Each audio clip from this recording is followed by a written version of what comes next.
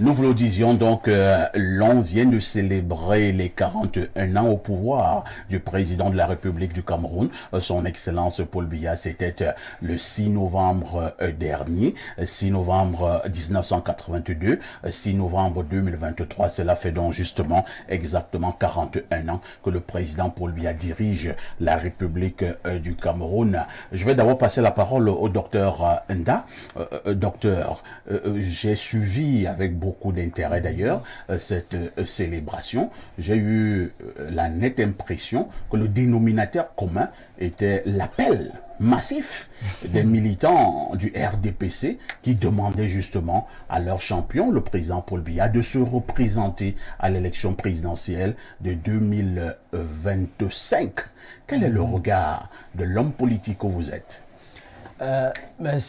Cet appel, c'est toujours un folklore normal pour les militants du RDPC. Ah bon? Oui, avant les élections. Mais j'aimerais utiliser une approche pédagogique, mais aussi une approche analytique pour évaluer les 41 ans de Paul Biya au pouvoir.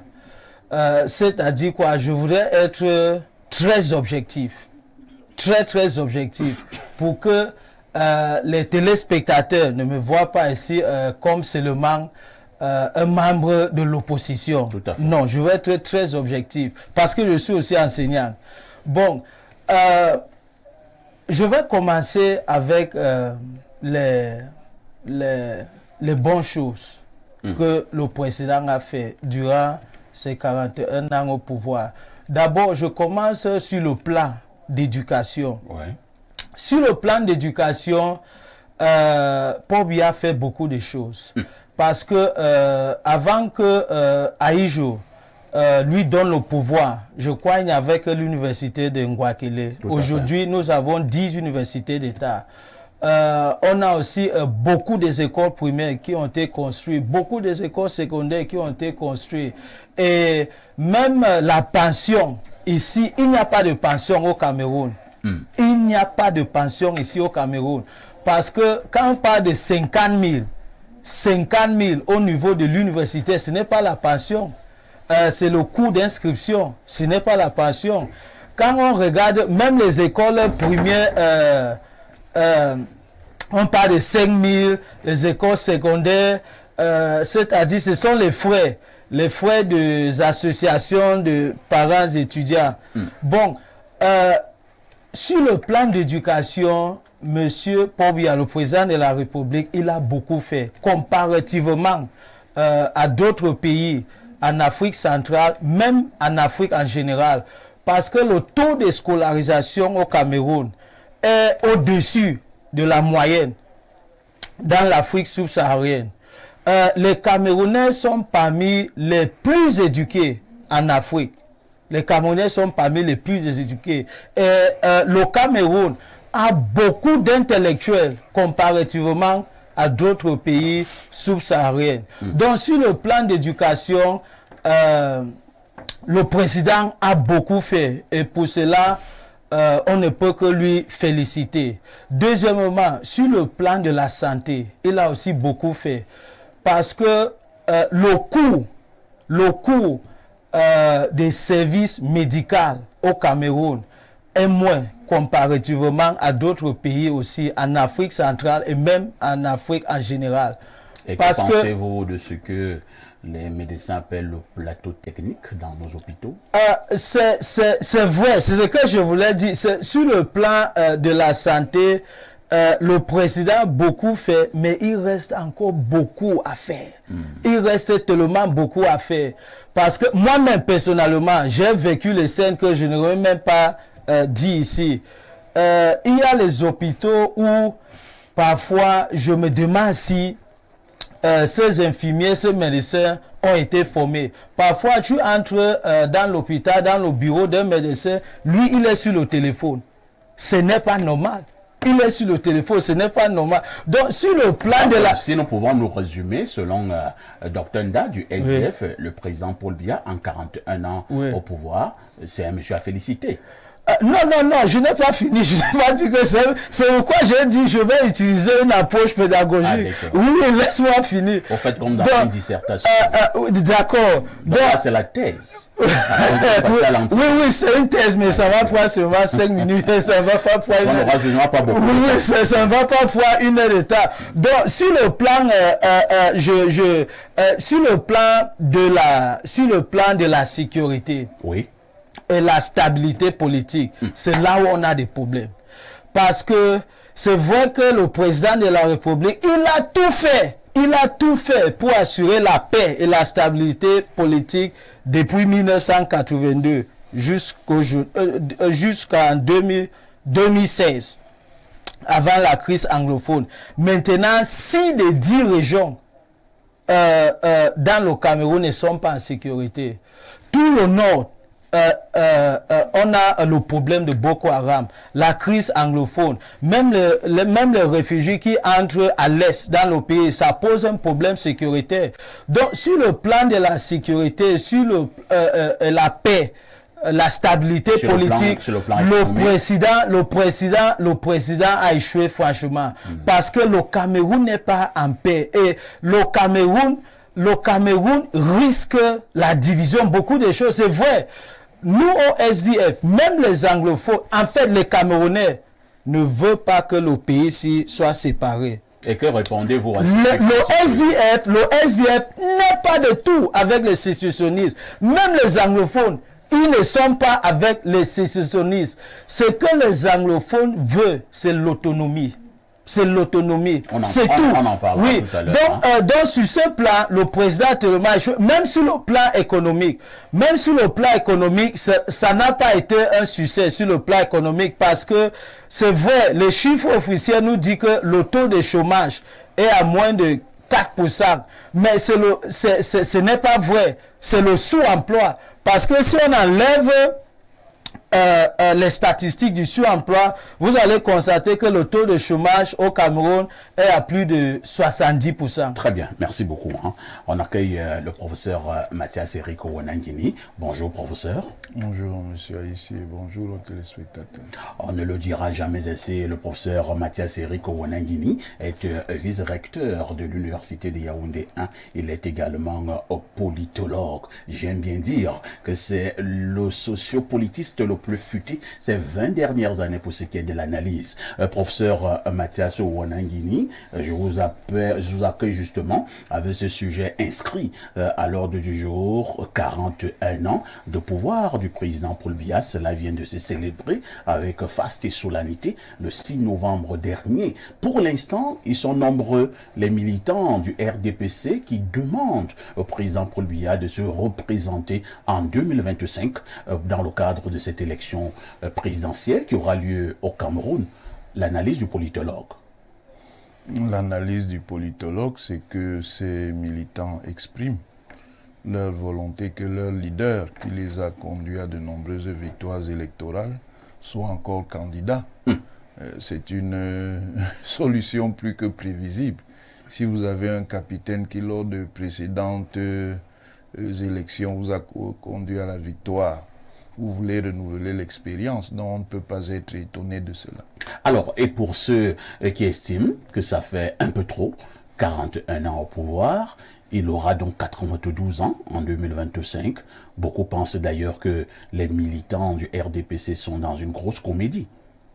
C'est leur position, c'est leur avis. Vous savez que dans un système pluraliste, il y a une variété de positions. Autant il y en a qui pensent que le président Biya peut encore concourir, autant il y en a d'autres qui estiment qu'il ne devrait pas le faire. Bon, sur ce qui concerne la décision, c'est une décision qui est une décision personnelle. Libre à lui de choisir soit d'être un nouveau candidat ou de ne pas l'être. Maintenant, il y a des rapports de force, même dans un système politique démocratique. Ceux qui estiment qu'il ne doit pas se présenter, s'ils se présentent, que vont-ils faire? Ils devront seulement aller à la compétition pour savoir s'ils sont en mesure d'empêcher qu'il soit à nouveau président. Merci, professeur Mathias Erico Onangini. À côté de vous, on va également avoir l'avis, le commentaire et l'analyse de Pierre Bleriot-Niamec. Pierre Bleriot-Niamec 2025 s'approche à grands pas. Le président Paul Biya devrait-il encore être le candidat du RDPC?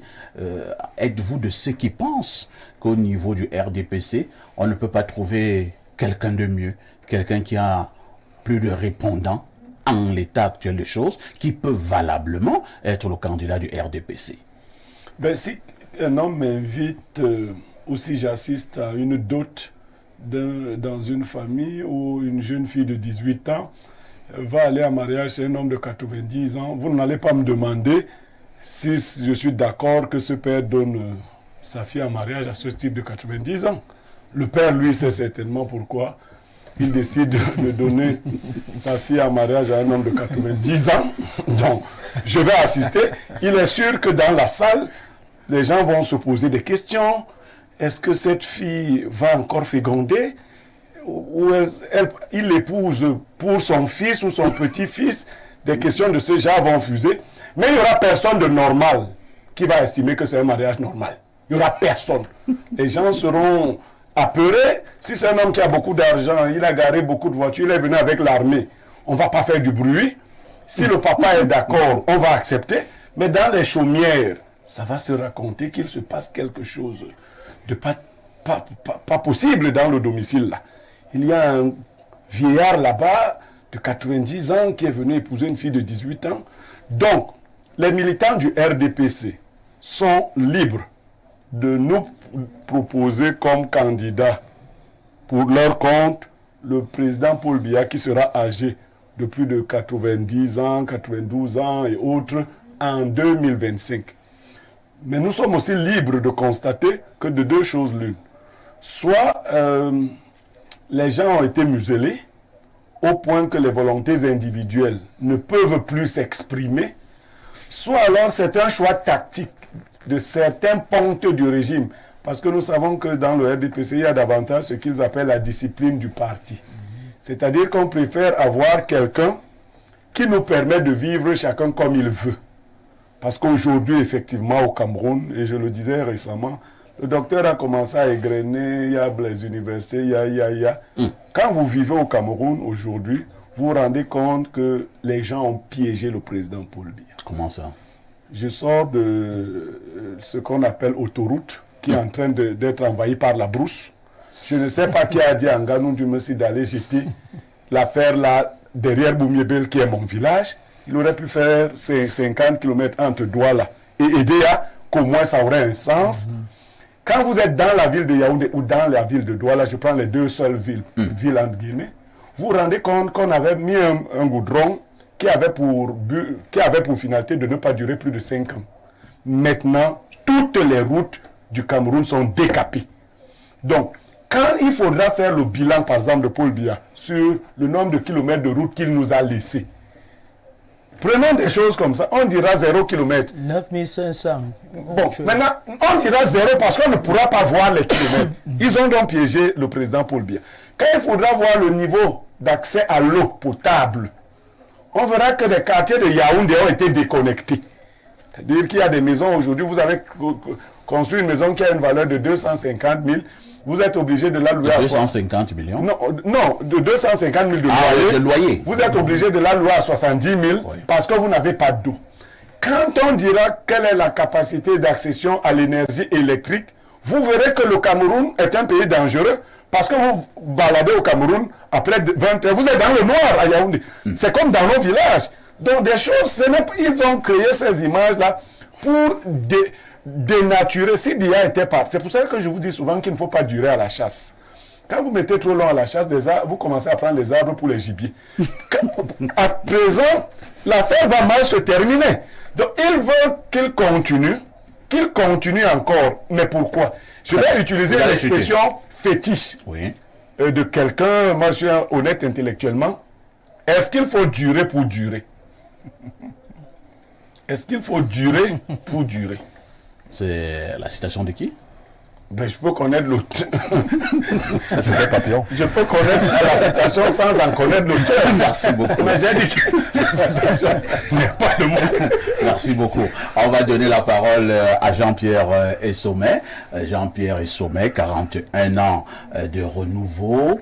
N'est-il pas temps que le président Paul Biya prenne une retraite méritée? Ou alors, vous avez l'impression que le président Paul Biya a encore beaucoup à apporter au peuple camerounais? Ben, pour donner ma position, il faudrait que je regarde et je vais beaucoup m'appuyer sur le côté culturel, le côté artistique. De notre côté, c'est un échec.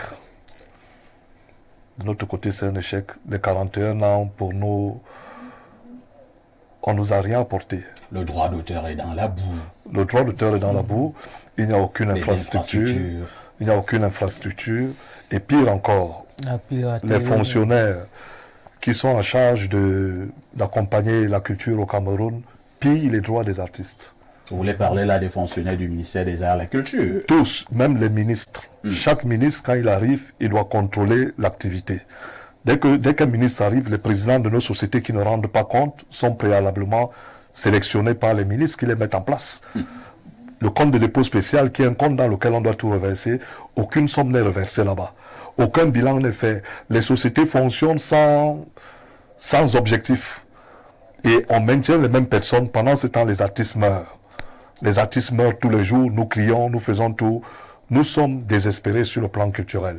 Maintenant que si le président doit se représenter, pour moi, il devrait chasser tous les militants du RDPC qu'il utilise et qu'il a utilisé tout ce temps dans le domaine culturel et qui pose des actes négatifs. Vous pensez que le président Paul Biya, qui a régulièrement nommé certains qui dirigent la culture au Cameroun, ont été des mauvaises personnes, mais le président Paul Biya lui-même, il n'a rien à se reprocher, c'est ça?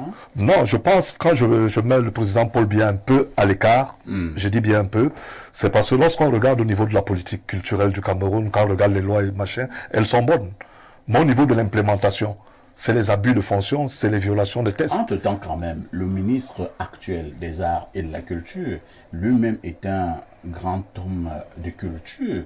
Moi, je pense qu'il devrait comprendre rapidement ces choses et trouver la solution. Cela a encore été une erreur?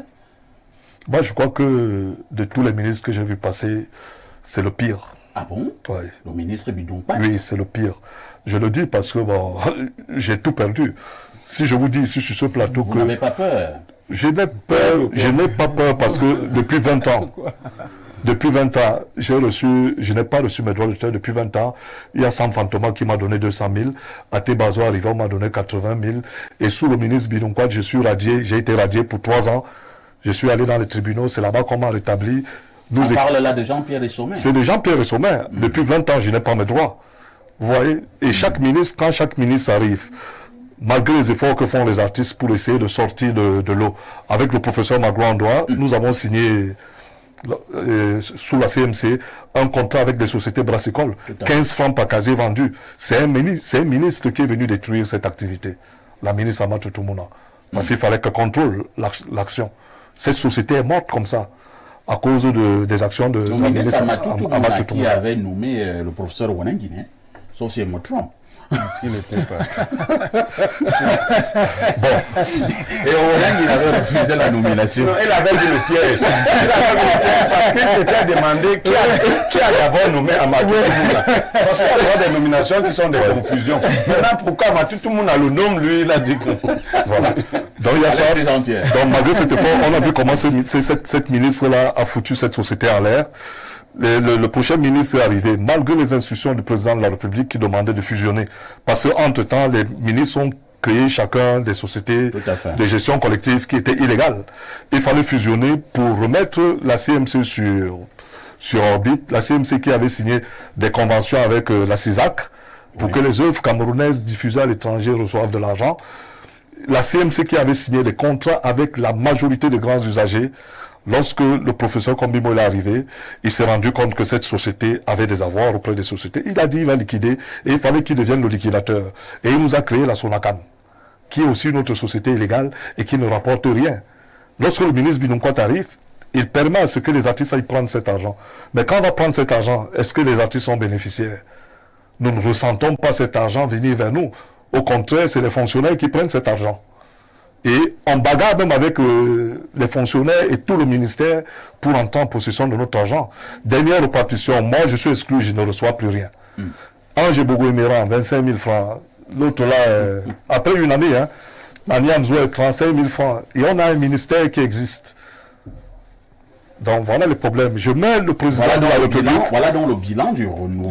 Mais je mets le président de la République un peu à l'écart. Pourquoi? Parce qu'il nous a accordé quand même 1 milliard tous les ans. Il a accordé aux artistes 1 milliard, mais le milliard, il a manqué de contrôle. Quand tu donnes l'argent, quand même, il faut qu'on veille à contrôler, savoir ce que cet argent devient. Merci, c'est ce qu'il fallait dire pour ce premier arrêt concernant donc les 41 ans du renouveau, 41 ans du président Paul Biya à la tête de l'État. À tout de suite pour la suite.